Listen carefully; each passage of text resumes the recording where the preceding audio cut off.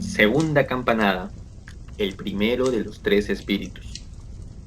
Cuando Scrooge se despertó, la oscuridad era tan densa que desde la cama apenas alcanzaba a distinguir la ventana transparente de las paredes opacas del dormitorio. Para su tremendo asombro, la pesada campana dio las 7 después de las 6, y a continuación las 8, y prosiguió hasta las 12, y entonces enmudeció. Las 12. ¿Cómo? No es posible que haya dormido un día entero y parte de la noche. No es posible que le haya ocurrido algo al sol y que sean las 12 del mediodía. Ante aquella alarmante idea, saltó de la cama y se fue a tientas hasta la ventana. Tuvo que quitar la escarcha frotándola con la manga de la bata para poder ver algo, y aún así fue poco lo que vio.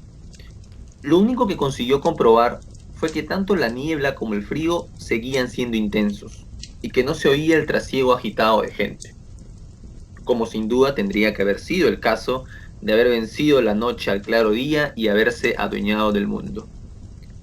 Scrooge volvió a acostarse y caviló sobre aquello una y otra vez, sin sacar nada en claro.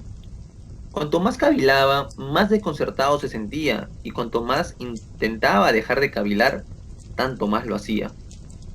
Scrooge seguía tendido en ese estado cuando la campana dio de nuevo. Talán, talán, Y cuarto. talán, talán, Y media. talán, talán, Menos cuarto. talán, talán. La hora. Y nada. Las cortinas se descorrieron y Scrooge, sobresaltado, se incorporó levemente y se encontró cara a cara con el visitante ultraterrenal que las había descorrido, tan cerca de él como ahora lo estoy yo de ustedes, pues estoy, en espíritu, a su lado. Era una figura extraña, como un niño, y sin embargo no parecía tanto un niño como un anciano visto a través de algún elemento sobrenatural que le diera el aspecto de haber retrocedido en el campo visual hasta quedar reducido a las proporciones de un niño. Su cabello, que colgaba por cuello y espalda, era blanco, como por efecto de la edad, si bien en su rostro no había una sola arruga y su tez lucía delicada y lozana. Sus brazos, al igual que las manos, eran largos y recios, como poseedores de una fuerza excepcional. Vestía una túnica de un blanco inmaculado y alrededor de la cintura un bruñido cinturón de hermoso lustre. Sostenía una rama de acebo en una mano y, en curiosa contradicción con tal invernal emblema, flores estivales adornaban su ropaje. Pero lo más extraño era el haz de luz clara y brillante que brotaba de su coronilla y que hacía que todo aquello fuera visible. Sin duda, tal era el motivo por el que, cuando el ánimo decaía, emplease a modo de gorro el enorme apagavelas que llevaba bajo el brazo. Con todo, cuando lo observó con mayor detenimiento, Scrooge vio que tampoco eso era lo más extraño en él, pues el cinturón centelleaba y refulgía, ahora en un punto, ahora en otro, y lo que en un momento está iluminado, al siguiente quedaba a oscuras. Así, la nitidez de la figura iba fluctuando. En un instante parecía un ente con un solo brazo, después con una sola pierna, más tarde con 20 piernas, luego con 2 piernas, pero sin cabeza. A continuación, una cabeza sin cuerpo, pues de aquellas partes que desaparecían no se veía ni el menor perfil en la densa penumbra en la que se fundían. Y lo más asombroso, reaparecía nuevamente con mayor nitidez y claridad. ¿Es usted, señor, el espíritu cuya llegada me fue anunciada? Soy yo. ¿Quién y qué es usted? Soy el fantasma de la Navidad del pasado. ¿Un pasado lejano? No, tu pasado. ¿Podrías cubrir la luz que portas? ¿Cómo? ¿Tan pronto quieres apagar con tus manos mundanas la luz que procuro? ¿Acaso no te basta con ser uno de aquellos cuyas pasiones confeccionan este gorro y me obligaron a llevarlo calado hasta las cejas durante siglos? No, no tenía la intención de ofender. Gracias. ¿Por qué has venido? ¿Tu bienestar? Una noche de plácido sueño habría sido más eficaz para alcanzar tal fin. De modo que protestas. Prepárate. Mientras decía esto, alargó su poderosa mano y lo tomó suavemente del brazo. Levántate y acompáñame. Estoy resfriado. Coge mi túnica. Soy mortal y podría caerme. Bastará con que te toque aquí y te sostendré en muchos otros lugares. Al tiempo que pronunciaban estas palabras, ambos atravesaron la pared y se encontraron en un camino que cruzaba la campiña con tierras de labranza a ambos lados. La ciudad había desaparecido por completo. No se veía de ella el menor vestigio. La oscuridad y la bruma habían desaparecido con ella, dando paso a un día claro, frío e invernal, y a un paisaje cubierto de nieve. ¡Santo cielo! Yo nací aquí. Aquí pasé mi infancia. ¿Te tiene el labio? ¿Y qué es eso que tienes en la mejilla? Es el polvo. Llévame donde quieras. ¿Recuerdas el camino? Que si lo recuerdo, ¿Qué extraño debe volví a haber recorrerlo olvidado con los durante ojos tantos vendados. años? Pongámonos en marcha, pues. Mira la puerta. Ese poste. Ese árbol. El mercado y ese hermoso puente. La iglesia y el río. Esos son mis amigos del colegio. Iban en carros y carretas, conducidos por choferes. Todos ellos estaban alborozados y se gritaban entre sí, hasta que la vastedad de aquellas tierras quedó tan inundada de alegre música que hasta el aire fresco reía al oírla. Todo esto no es más que sombras de lo que ha sido. No advierten nuestra presencia. Y los conozco a todos. ¿Por qué sus fríos ojos refulgieron y su corazón dio un respingo cuando pasaron junto a él? ¿Por qué sintió colmado de gozo cuando los oyó felicitarse la Navidad al separarse en los cruces y los desvíos de caminos vecinales para dirigirse a sus respectivos hogares? ¿Qué significaba la feliz Navidad para Scrooge? Nada de feliz Navidad. Qué bien le había hecho a él en la vida. La escuela no está totalmente vacía. Aún queda dentro un niño solitario abandonado por sus amigos. Sí, lo sé. Abandonaron el camino principal. Llegaron a una casa grande, aunque venía menos, pues las espaciosas estancias apenas parecían utilizadas. Las paredes estaban húmedas y mohosas, las ventanas rotas y los portones desvencijados. El fantasma y Scrooge cruzaron el vestíbulo hasta llegar a una puerta situada en la parte posterior de la casa. Esta se abrió ante ellos y dio un paso a una estancia alargada, triste y desnuda. Desnudez más acentuada aún por las hileras de sencillos blancos y pupitres de madera de pino. En uno de ellos, un muchacho solitario leía junto a una débil lumbre. Scrooge se sentó en un banco y el espíritu le tocó el brazo y señaló a su yo más joven, que estaba absorto en la lectura. Pero si es Alibaba. Mi querido viejo y honrado Alibaba. Sí, lo conozco. Unas navidades, cuando dejaron aquí solo a aquel niño solitario, él vino por primera vez, igual que ahora. Pobre muchacho. Y Valentín, y el salvaje su hermano, Orson. Ahí están. Y aquel otro, ¿cómo se llamaba? Al que dejaron en calzones, dormido, a las puertas de Damasco. ¿Lo ve? Y el mozo de cuadra del sultán, al que los genios pusieron del revés. Ahí está, cabeza abajo. Bien merecido lo tiene. Me alegro. ¿Con qué derecho iba a casarse con la princesa? Ahí está el oro, el cuerpo verde y la cola amarilla, con algún parecido a una lechuga en la coronilla. Ahí está. Pobre Robinson Crusoe. Lo llamaba cuando volvía a casa después de circunnavegar la isla. Pobre Robinson Crusoe. ¿Dónde has estado, Robinson Crusoe?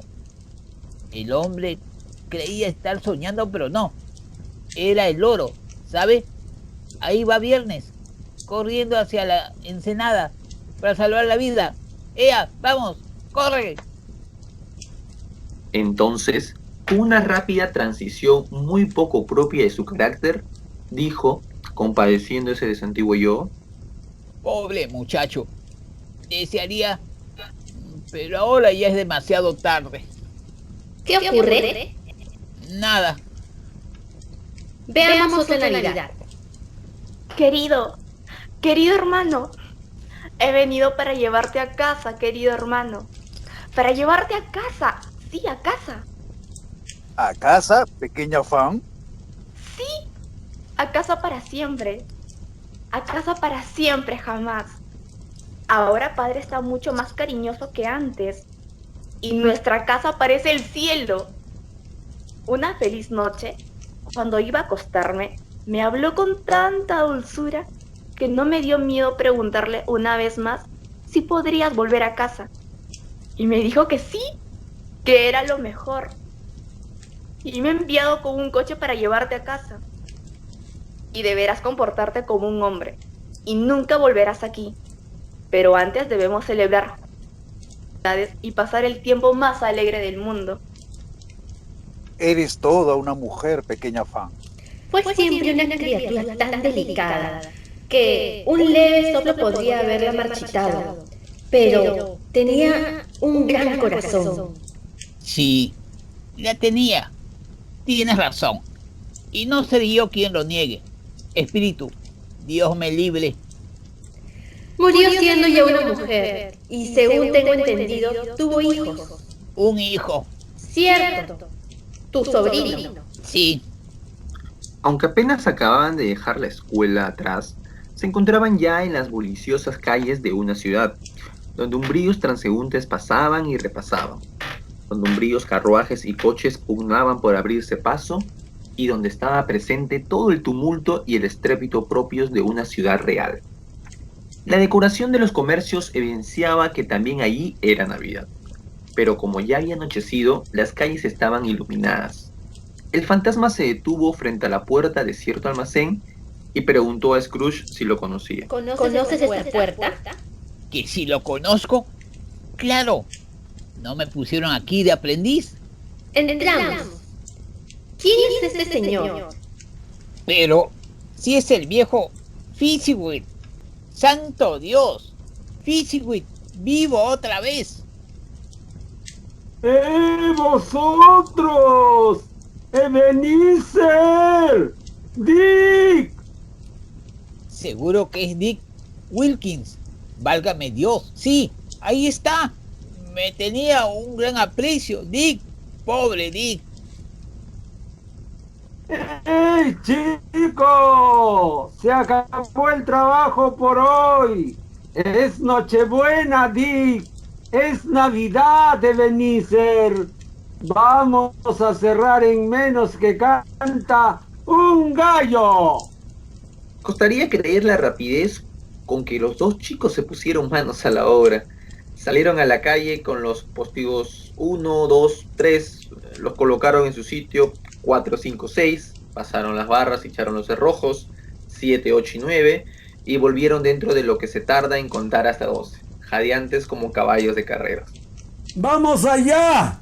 Despejemos esto, muchachos. Tenemos que hacer mucho sitio. ¡Vamos, Dick! ¡Ánimo, Ebenezer! Despejar aquello. No había nada que no quisiesen o pudiesen despejar bajo la mirada del viejo Fezziwig. Y lo hicieron en un minuto. Retiraron todo lo movible, como desechándolo de la vida pública para siempre.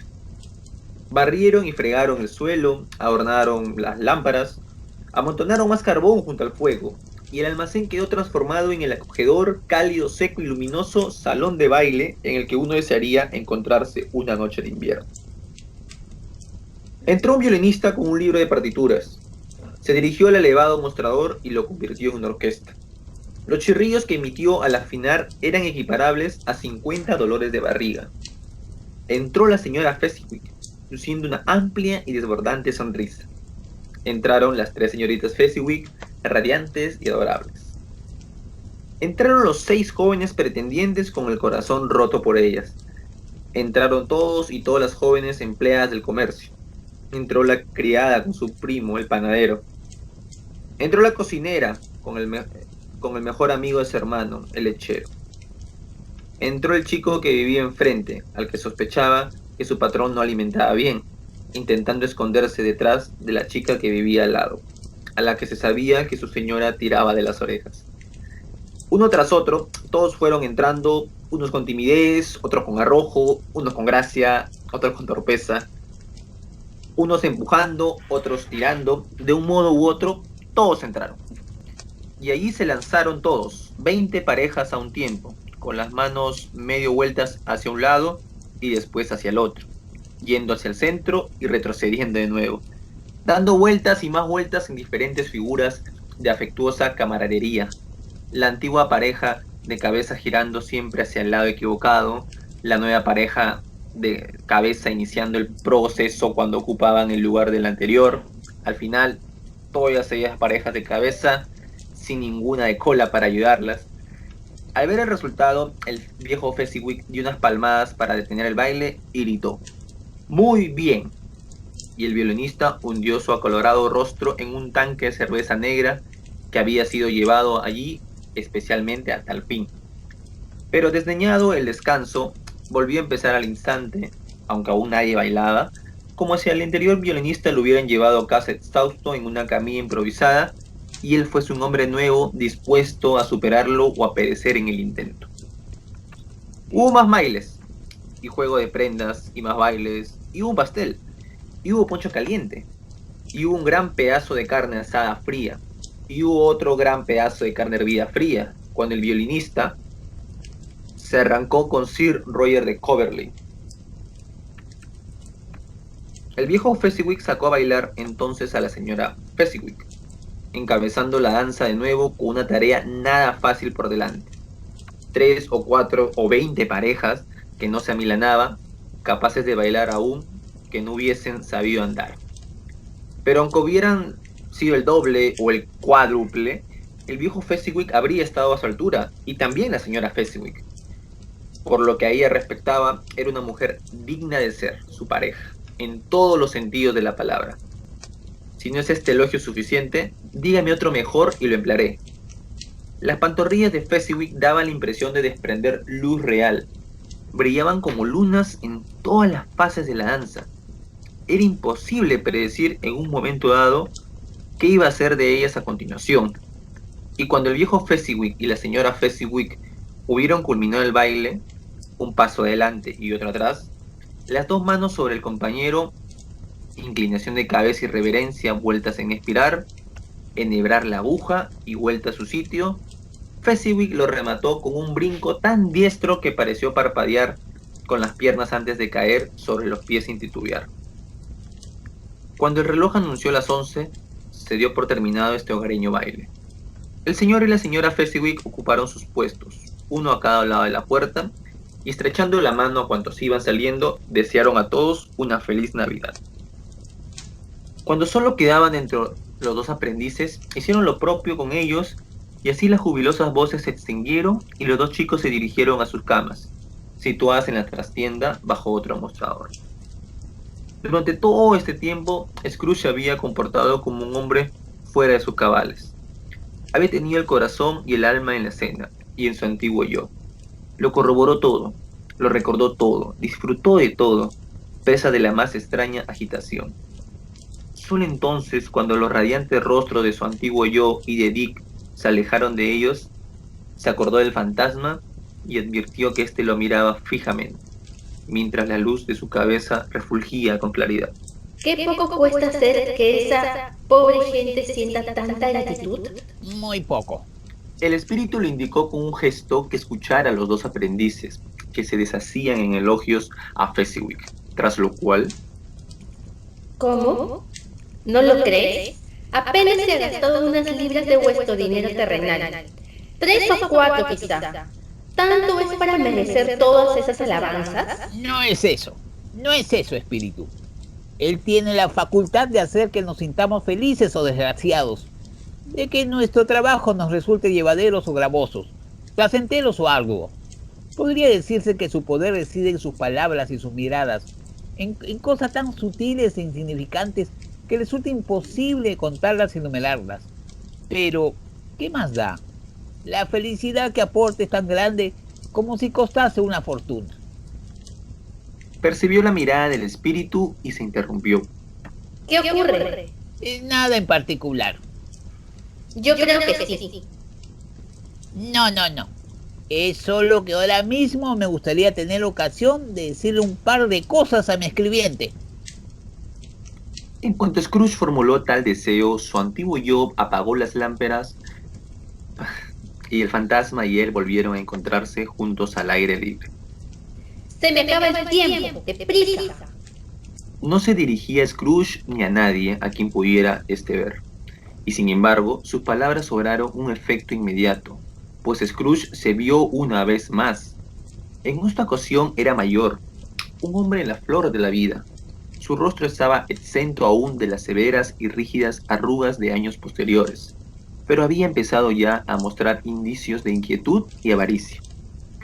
Había un ademán de ansia, codicia y desasosiego en sus ojos, que empezaban a dar muestra de la pasión que ya había arraigado y donde caería la sombra de aquel árbol en ciernes. No estaba solo, sino sentado al lado de una joven rubia vestida de luto, en cuyos ojos había lágrimas que centelleaban a la luz que proyectaba el fantasma de la Navidad del pasado. Poco importa, para ti, muy poco. Otro ídolo me ha reemplazado y, si puede alegrarte y consolarte el día de mañana, como yo habría intentado hacer, no tengo motivo para sentirme afligida. ¿Qué ídolo me ha reemplazado? Uno de oro. Este es el equitativo trato que dispensa al mundo. Con nada es tan implacable como la pobreza, y nada condena con tanta severidad como la persecución de la riqueza. Temes demasiado al mundo. Todas las demás ilusiones las has fundido en la ilusión de quedar fuera del alcance de sus sórdidos reproches. He visto cómo tus más nobles aspiraciones han sido sucumbidas una tras otra, hasta que tu mayor pasión, la del lucro, se ha adueñado de ti. ¿No es cierto? ¿Y qué? ¿Y qué si ahora soy mucho más prudente? No he cambiado para contigo. Ella negó con la cabeza. ¿Lo he hecho? Nuestro compromiso es ya antiguo. Nos comprometimos cuando ambos éramos pobres y no nos importaba seguir siéndolo, hasta que, cuando llegaran mejores tiempos, pudiésemos mejorar nuestra fortuna con paciente trabajo. Has cambiado. Cuando nos comprometimos, tú eras un hombre distinto. Era un muchacho. En el fondo, tú también sientes que no eras el que ahora eres. Yo sí. Aquella que prometió felicidad cuando éramos un solo corazón, rebosa tristeza ahora que somos dos. No te diré cuántas veces y con qué detenimiento he pensado en esto. Basta con que sepas que lo he hecho y que te libero de tu compromiso. ¿Acaso en algún momento he buscado yo esa liberación? No con palabras, no, nunca. ¿Cómo entonces? Con una esencia distinta, con un espíritu alterado, con otro entorno vital, con otra esperanza como aspiración suprema, con todo lo que a tus ojos confería algún valor a mi amor. Si entre nosotros no hubiese existido nunca algo así, dime, ¿estarías pretendiéndome ahora y tratando de conquistarme? ¡Ah, no! A su pesar, él pareció rendirse ante la justicia de tal suposición, si bien esforzándose. ¿Crees que no? Con mucho gusto creería lo contrario si pudiera. Bien lo sabe Dios. Si he llegado a constatar una verdad como esta, sé lo fuerte e irresistible que debe de ser. Pero si hoy, mañana, ayer, fueses libre, ¿cómo habría de creer que elegirías una chica sin dote? Tú, que incluso en la intimidad lo mides todo por el rasero del lucro.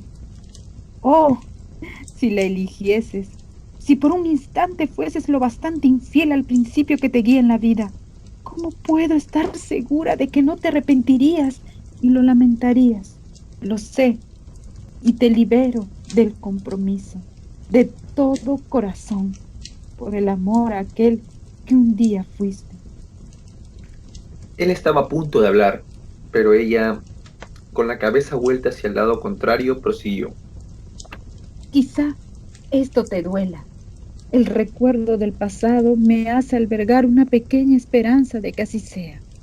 Transcurrirá un tiempo, muy breve, y desecharás ese recuerdo gustosamente, como si se tratase de un sueño improductivo del que afortunadamente despertaste. Que seas feliz en la vida que has elegido. Ella se marchó y sus caminos se separaron. Espíritu, no me muestres más. Lléveme a casa.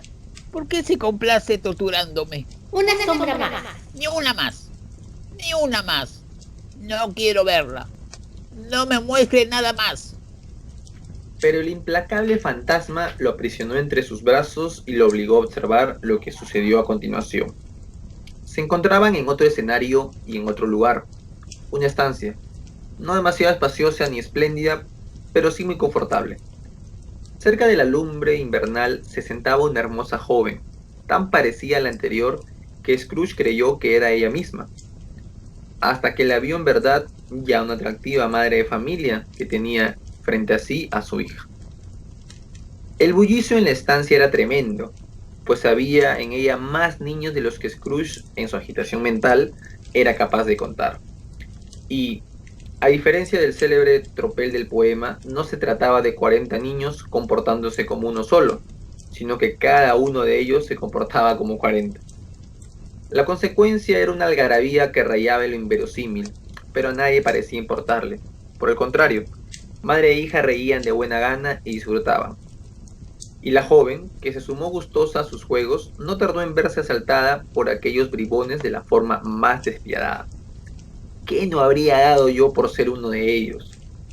Aunque yo nunca habría podido ser tan bruto, ¿no? No. Ni por todo el oro del mundo habría yo estrujado y deshecho aquel cabello trenzado, y en cuanto a aquel precioso zapatito, no lo habría arrancado. Dios me libre, ni para salvar la vida. Tampoco habría sido capaz, como hizo aquella intrépida carnada, de medirle la cintura durante el juego. Habría esperado que como castigo mi brazo quedase ceñido a ella y nunca hubiese podido volver a enderezar.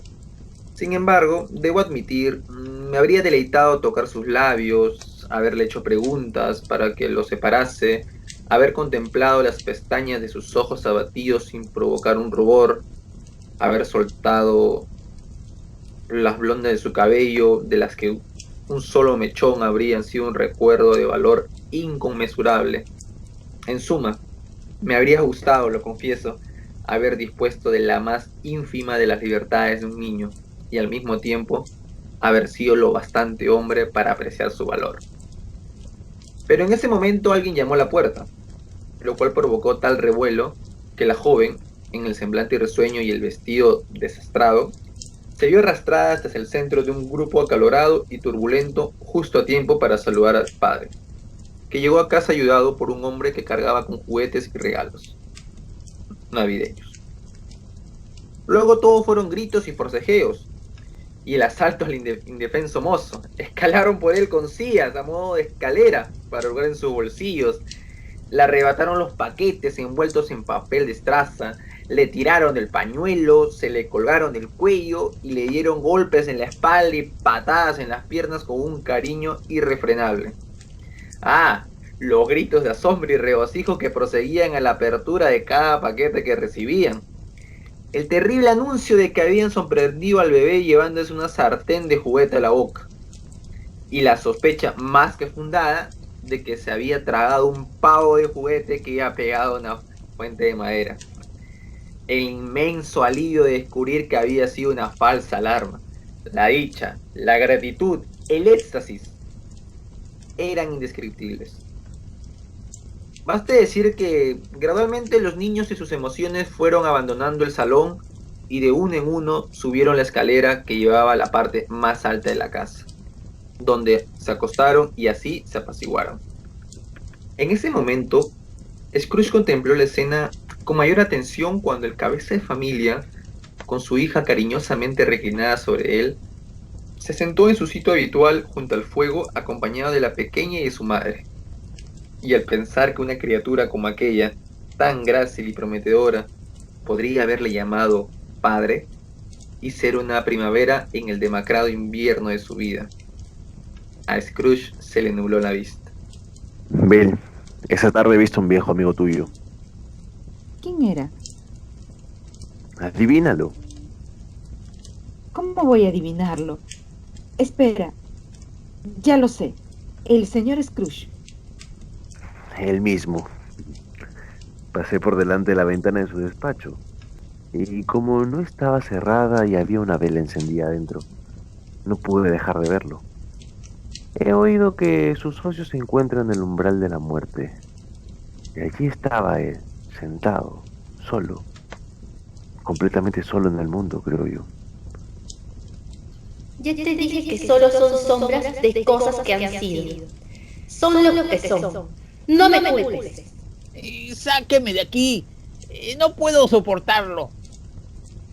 Se volvió hacia el fantasma y, al ver que lo miraba con una cara en la que, de algún modo extraño, había fragmentos de todos los rostros que le había mostrado, forcejeó con él. Déjeme. Lléveme a casa. Deje de hechizarme. En el forcejeo, si acaso puede denominarse así a aquel en el que el fantasma, sin resistencia visible por su parte, permaneció imperturbable ante los esfuerzos de su adversario, Scrooge observó que su luz era intensa y brillante y, asociando vagamente aquello a la influencia que ejercía sobre él, le arrebató el gorro, apagavelas y, con un movimiento raudo, se lo encasquestó en la cabeza. El espíritu menguó bajo el apagavelas hasta que éste lo cubrió por entero, pero, aunque Scrooge lo presionaba con todas sus fuerzas, no conseguía extinguir la luz, que se filtraba por debajo y se derramaba intacta por el suelo. Scrooge se sintió agotado y vencido por un sopor irresistible, y, además, vio que se encontraba en su propio dormitorio. Estrujó el gorro por última vez, tras lo cual su mano se aflojó, y apenas tuvo tiempo de llegar tambaleante a la cama antes de sumirse en un profundo sueño. Fin de la segunda campanada. Actuaron para usted, en el personaje de Belle, Rocío Bardales. en el personaje del marido de Belle, Duncan Torres. en el personaje del joven Ebenezer Scrooge, Oscar Romero. en el personaje de Fan Scrooge, Mireya Unoc. en el personaje del fantasma de la Navidad del pasado, Teresa Armas. en el personaje de Ebenezer Scrooge, Luis Tejada. con la participación especial en el personaje del viejo Fezziwig, Fernando Fernández. y su servidor en el personaje de Charles Dickens, Edson Widobro.